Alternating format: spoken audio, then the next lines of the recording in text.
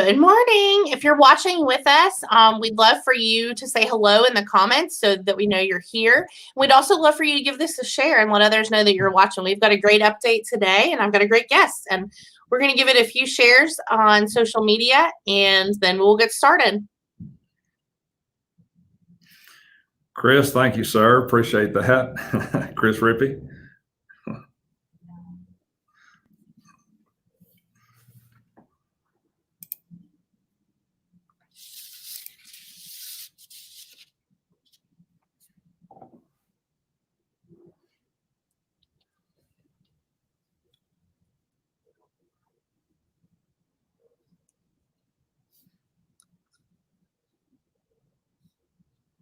All right, let's see.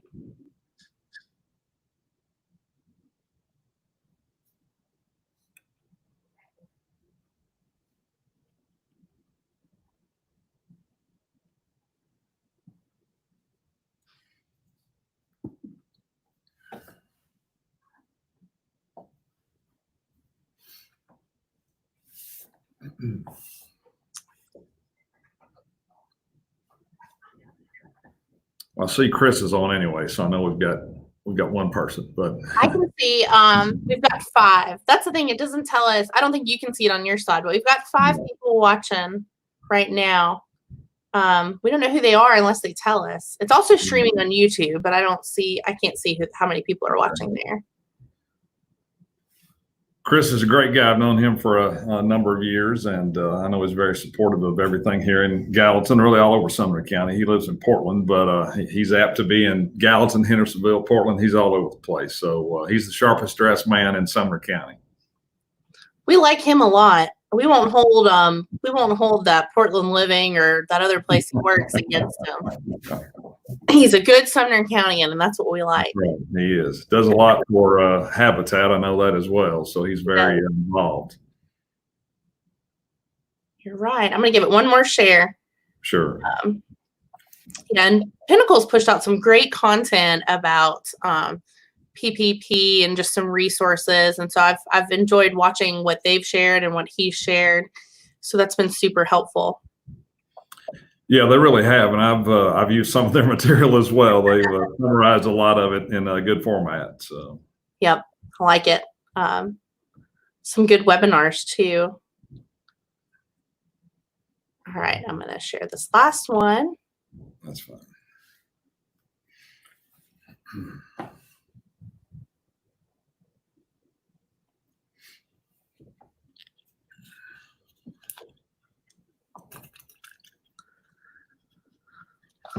All right. Good morning. It looks like we've got a couple people on here watching, more than a couple. It looks like we've got a little over a dozen. So how about that? If you are watching, certainly say hello in the comments so we know that you're here. Hi, Chris Rippey and Sally. Thanks for being here. And we'd love for you to give this a share, especially if you think the content's great. Let people know that they should watch too. If you're turning in for the first time, my name is Kim Baker. I'm with the Gallatin Chamber of Commerce, and the Chamber exists to support, educate, and engage our member businesses and the Gallatin community. So for the past, I don't know, I guess 2 or 3 months now, we've been bringing you the C Show almost daily. We started out daily, and then we switched to a new format on Tuesdays and Thursdays at 10 a.m. So we bring this to you to help you stay connected and give you access to some tools and resources that are especially helpful during these times. So today I'm joined by a good friend of mine, Ray Render, who's the Deputy District Director for our Congressman John Rose. Ray, thank you for being here today.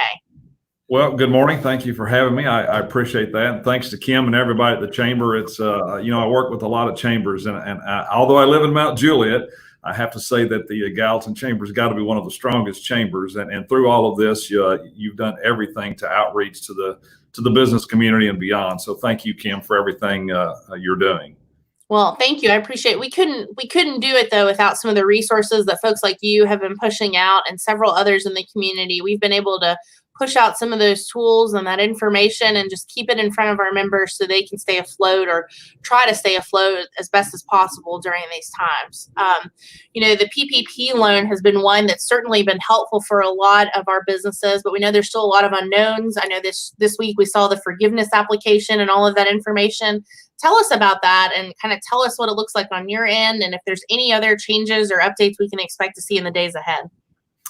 Sure. Well, thank you. And we'll try to keep this brief. Just real quick, Kim did put all my contact information. It's scrolling across the bottom. So if you get cut off or have to jump off and you need me for anything, just jot that down. So PPP loan program, in the second round of that, there is still money left in the second round of the PPP loan program. So would say, hey, please reach out to your financial, like Chris. I know Chris is on the call. There could be other bankers, financial folks, credit unions on the call today. Reach out to them. They can help you with that. But there is still funding available. I think as of last Saturday, about 195 billion of the somewhat 350 billion had been used in the second round. So there's still quite a bit of money left in that PPP loan fund. I would encourage you to use that.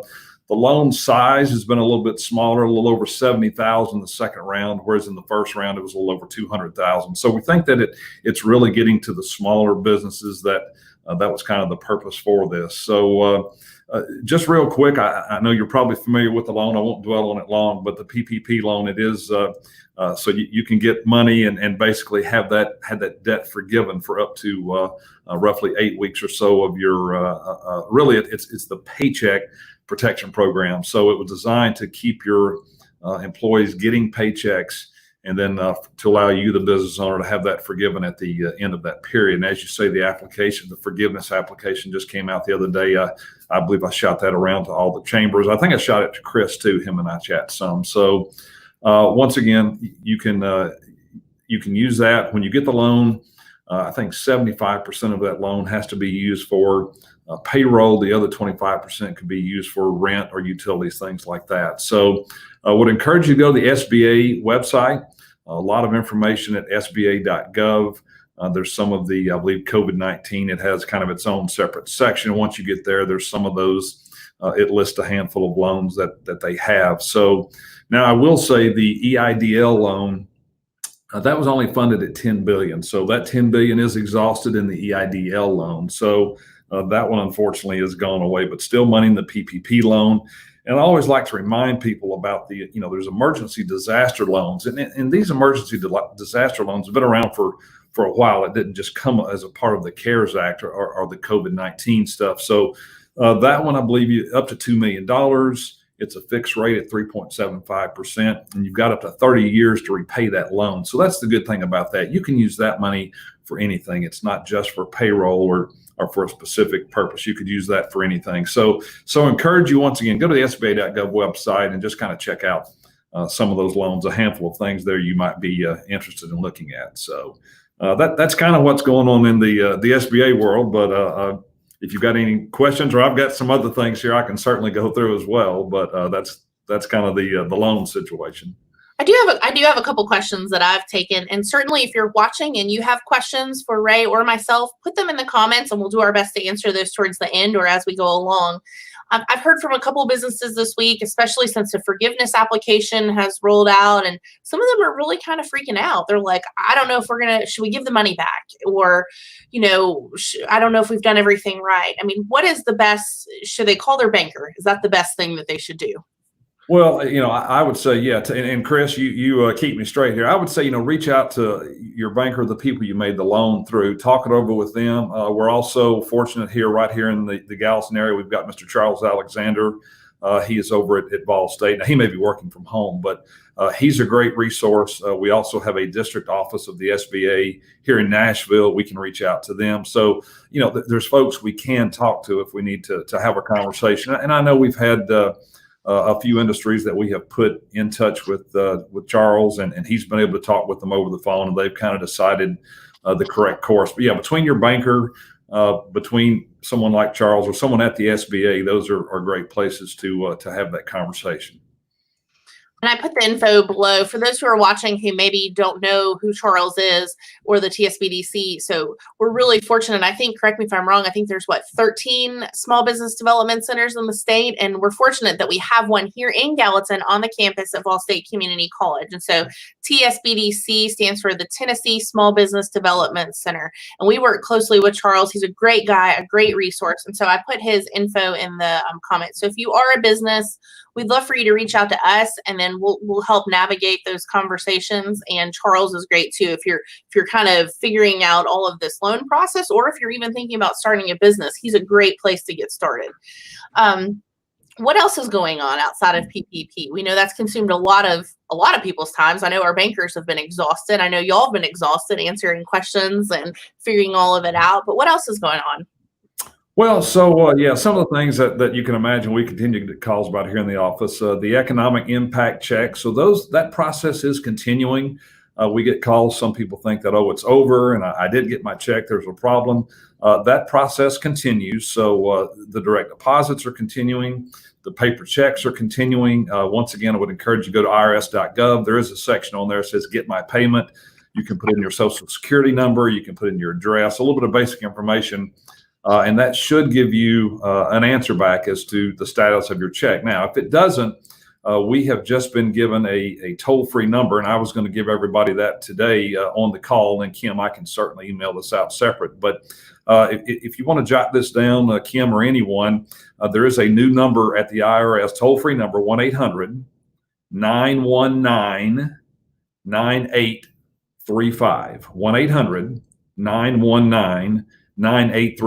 And the only questions they will answer are about the economic impact checks. They're not going to answer, hey, where's my tax refund, or I submitted my tax return, I haven't heard. They're not answering those questions. It's all about the economic impact check. So if you can't get an answer on the irs.gov website, call that toll-free number.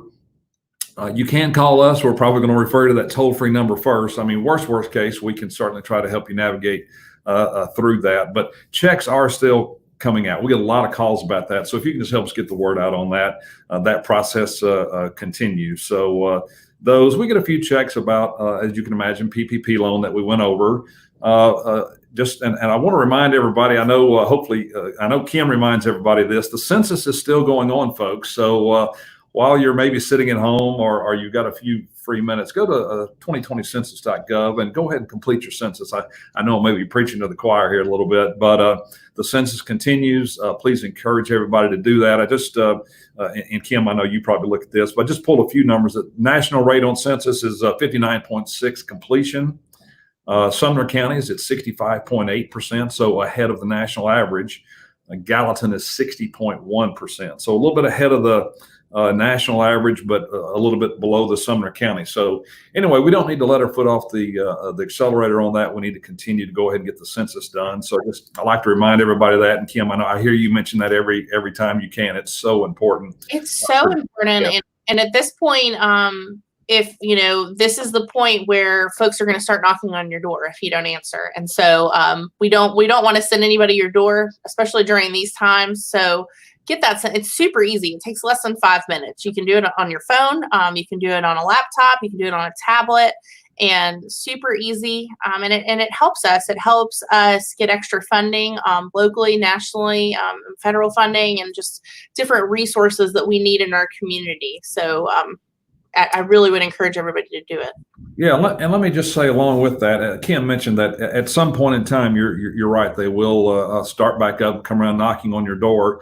The scammers are out there on the telephones, folks. So through all of these things that we've talked about today, census is a big one. I just had one at my house the other day. The census is not going to ask for your banking information. They are not going to ask for a credit card.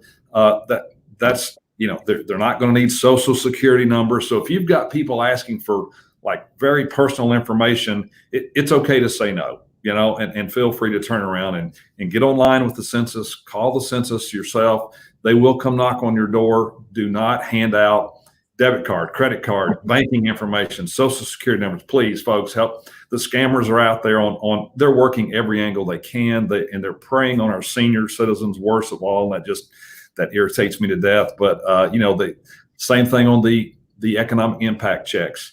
They do not need your banking information. If somebody calls and asks for that over the phone, please do not give that to them. So just the scammers never take a break, unfortunately. So don't give them any personal information. But yeah, you're certainly right. I think I've gotten more calls over the past few weeks, just scam calls. So, and you can report those too. You can call and let the city know about those. That way they can keep an eye out in certain neighborhoods and just make them aware. And so, and if there's anybody that ever shows up that's questionable, you can turn them away and certainly call to vet them, because they are pulling, the census workers do have like permits to be able to go door to door and things like that. And so they'll also, the census people will have a government issued ID too, that they should be wearing around their neck.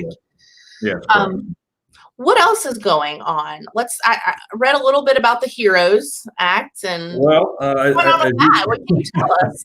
As you can imagine, if you've got an extra $3 trillion sitting around to fund that would be fantastic. So as I'm sure you've heard in the news over the past few days, Congressman Rose did travel up to DC last week. It was the HEROES Act, as they're calling it. It's House HR 6800.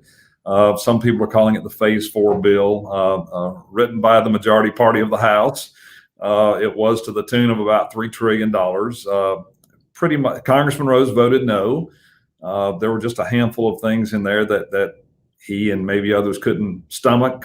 So, it's I encourage you, if you want to read the 1,800 plus pages of the bill, it is out on congress.gov. So congress.gov is another good website. It's not Democratic, it's not Republican, it's not independent. It is owned by the Library of Congress. It is simply states the facts of any of the bills that are going through the House and Senate. So I encourage you to go to that website to get a non-biased version of what's going on. It really just states the facts of what is happening. So it did pass the House. Pretty much came down on a partisan line. There were a handful of Democrats that jumped over to vote no, but anyway, it did come down pretty much by the party. So it will move on to the Senate.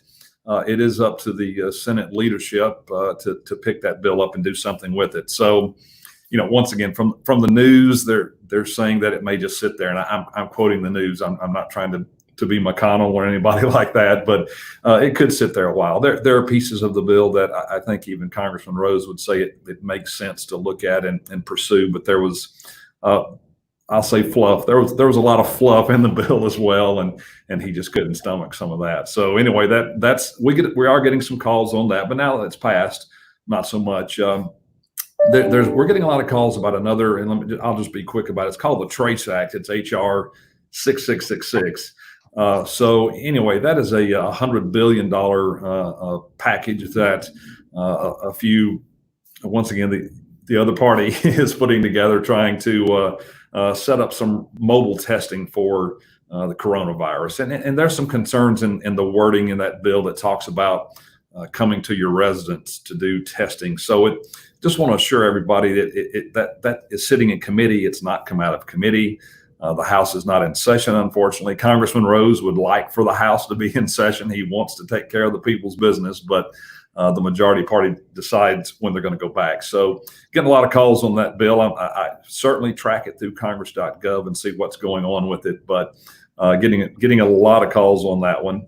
And then while they were there last week, once again, it kind of came down on a party vote again, House resolution in this case, 965, that set them up to allow for proxy voting with House members. So once again, Congressman Rose would like to be there in person. He feels like they should be there in person doing business, but they voted to allow themselves proxy voting last week so they could give their vote to another member of the House to do business. So right now, not scheduled to go back until the end of next week for a few votes. And then after that, it's kind of just, once again, the majority sets the calendar. We don't exactly know what the calendar is. So those are maybe 2 or 3 of the hot items going through the House right now, just to give you a heads up on what's happening.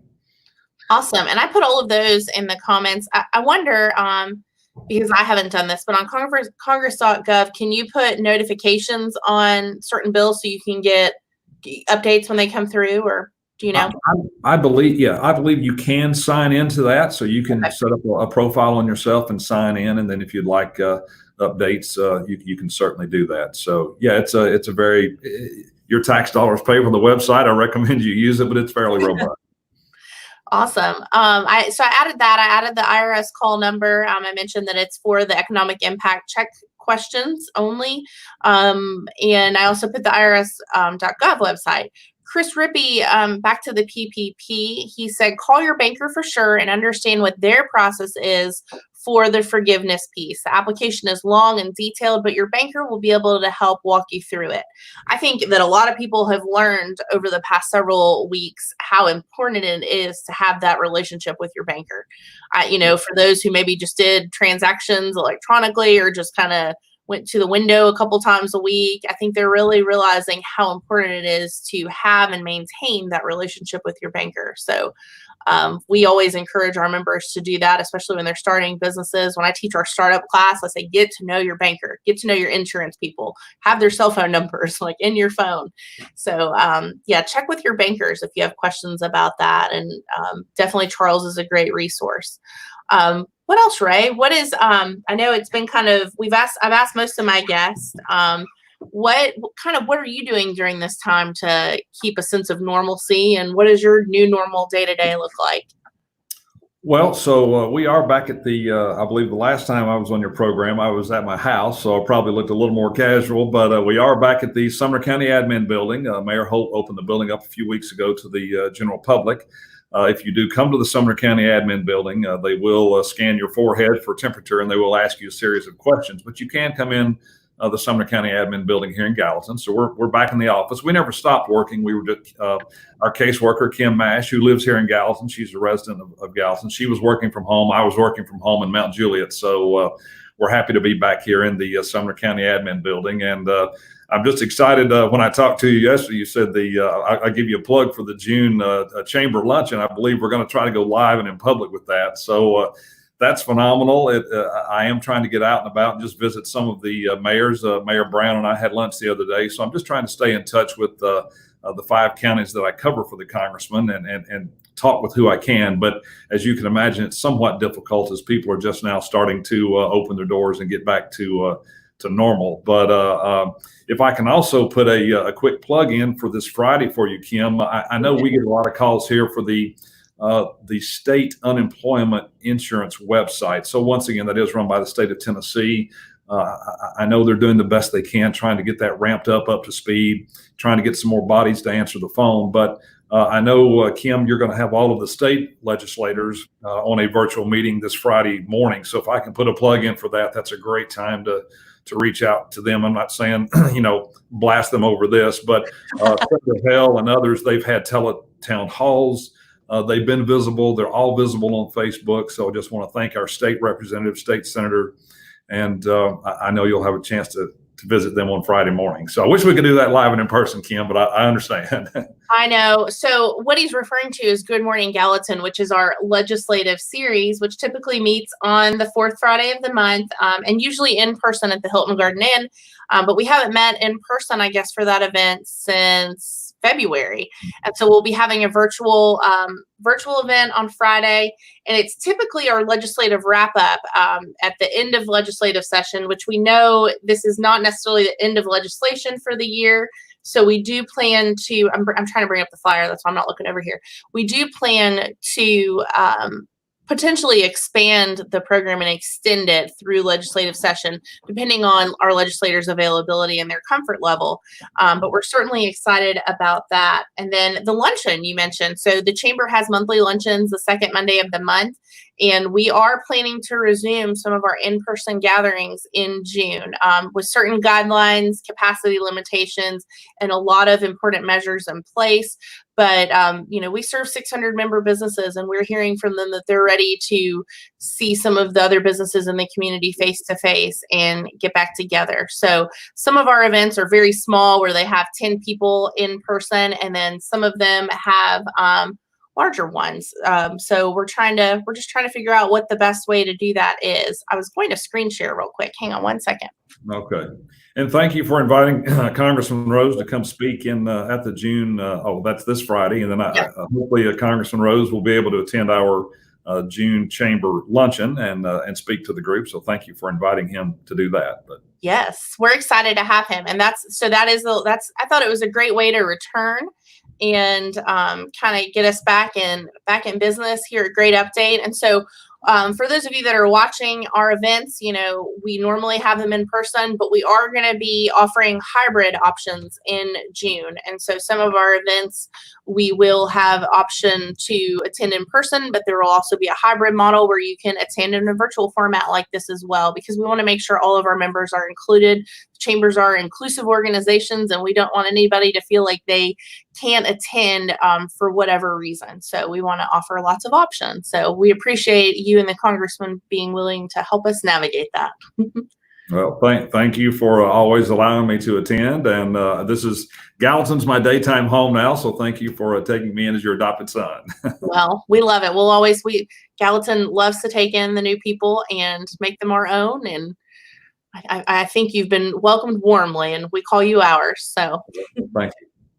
Well, with that, I don't see any more questions coming in, and you've covered a lot of great information. I think we've dropped some great resources in the comments. Is there anything else you'd like to add as we wrap up today? No, just very quickly. Once again, we are back here at the Sumner County Admin Building. I believe Kim put a phone number and email there, but we're in room 308. If you need us, drop by. Kim is here.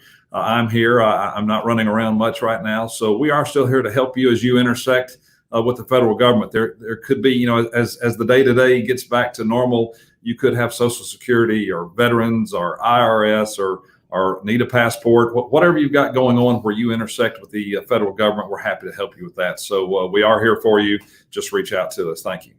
Awesome. Ray, thank you so much. Hey, thanks everybody for joining us today. We'll be back again on Thursday at 10 a.m. We'll be joined by the Executive Director of the Sumner County Health Department, Hal Hendricks, and we will hear an update on health in Sumner County, COVID resources, and other services and opportunities that are available through the Sumner County Health Department. So we'll see you on Thursday on the C Show. Have a good day. Bye. Thank you.